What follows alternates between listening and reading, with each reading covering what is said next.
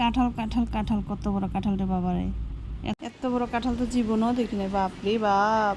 এই কাঁঠাল দেখে কি আর লোভ সামলানো যায়? তাই দাও নিয়ে উঠা পিঠা বসলাম, লাইকা পড়লাম যুদ্ধ, দেখি ভিতরে কি আছে, হীরা আছে না মতি আছে। কাঁঠালটার এদিকে কাটি ওইদিকে কাটি, কোনো দিকে আর কাটা যায় না। বোন পুত্র কই, বাবা তুই ধর একটু, তুই চেপা ধর, আমি কাটি নে। আমার একার দ্বারা তো আর এত বড় কাঁঠাল কাটা সম্ভব না।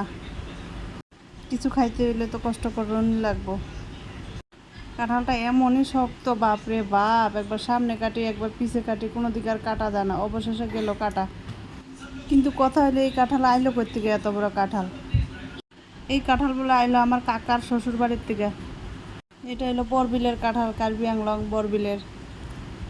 এই কাঁঠাল দেখে বোঝা যায় বরবিলের মানুষের মন কত বড়, বাবারে বাবা! এই কাঁঠালের ওজন নাকি আবার 31 কেজি, বাপরে বাপ!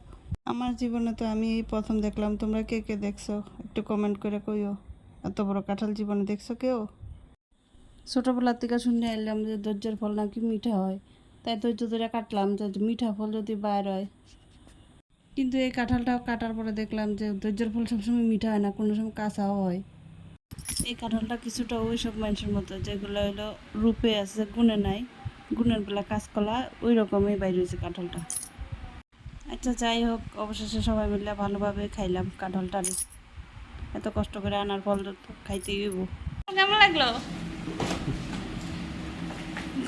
হইলে অল্প ফানসা খাইছি, অন্য মিষ্টি। কাঁঠাল কেমন লাগলো? অত্যুত্তম। উত্তম নেই, আর কে খাইছে? কাঁঠাল কেমন লাগলো? কাঁঠাল কেমন লাগলো? দারুণ।